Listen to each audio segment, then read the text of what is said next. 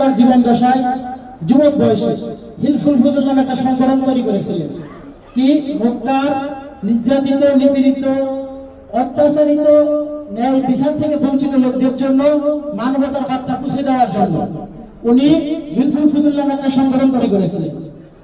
যে সংগঠন মক্কার সকল শ্রেণীর লোকদেরকে ন্যায় বিচার প্রতিষ্ঠা করেছেন, সাম্য, সততা, নিষ্ঠা এবং সময়ের প্রতি মানুষকে দায়িত্বশীল হওয়ার জন্য শিক্ষা দিয়েছেন।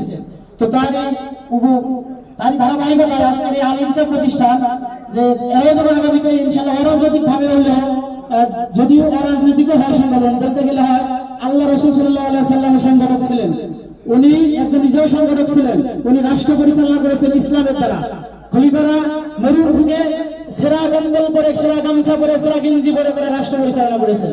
সুতরাং ন্যায় বিচার এবং সামাজিকতা কাজ করতে গেলে অবশ্যই ক্ষমতার প্রয়োজন আছে। তার ধারাবাহিকতায় আগে বিগত দিনে যে দেশে ন্যায় বিচার ছিল না, আইনের শাসন ছিল না, অত্যাচার, নির্যাতন, ঘুম, হত্যা, নিপীড়ন এবং মানুষকে সকল অধিকার থেকে বঞ্চিত করা হয়েছিল। তো এই জন্য সে গণতন্ত্র প্রতিষ্ঠা হয় নাই। আগামীতে ইনশাআল্লাহ গণতন্ত্র প্রতিষ্ঠা হবে। আবার সে ন্যায় বিচার, সম্য, সমতা, ঐক্যবদ্ধতা, শৃঙ্খলার মধ্যে দিয়ে আগামী বাংলাদেশ বিনির্মাণ হবে। তার ধারাবাহিকতায় আমাদের গাজীপুরের আগামী নির্বাচন হবে। সেই নির্বাচনে গাজীপুরের কোন টাকা অর্থনীতি নাই। আমি একটা কথা বলেছিলাম বিগত দিনে, এখনো সংক্ষিপ্ত তারপরে বলি। একটা প্রবাদ আছে আমার কাছে যে তিন পুরুষের রাজনীতি, নদী ভাঙ্গার মূলনীতি। প্রত্যেক কাজে একটা নীতি থাকে।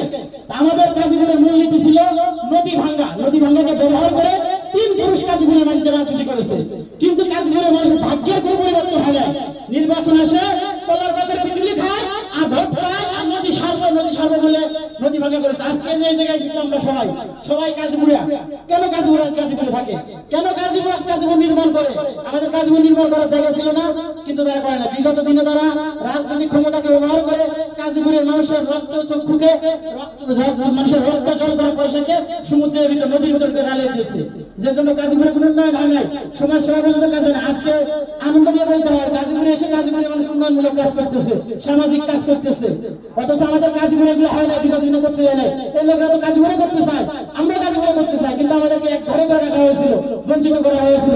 আগামীতে যেন গাজীপুরে ধরনের কোন প্রকার বিশৃঙ্খলা, অরাজনৈতিক পরিবেশ, অসাংগঠনিক পরিবেশ না হয়, সেই জন্য আমাদের প্রাণ প্রিয় নেতা, জননেতা, গাজীপুরের মানুষের নেতা, যে গাজীপুরে তিলে তিলে জন্মগ্রহণ করেছেন, যার রক্ত গাজীপুরের প্রতিটি মানুষের গায়ে আছে, প্রতিটি দাঁড়িয়ে আছে, যার দুঃখ কষ্ট গাজীপুরের প্রতিটি মানুষ জানে, সেই জননেতা মোহাম্মদ সেলিম ভাইয়ের হাতকে শক্তিশালী করবো।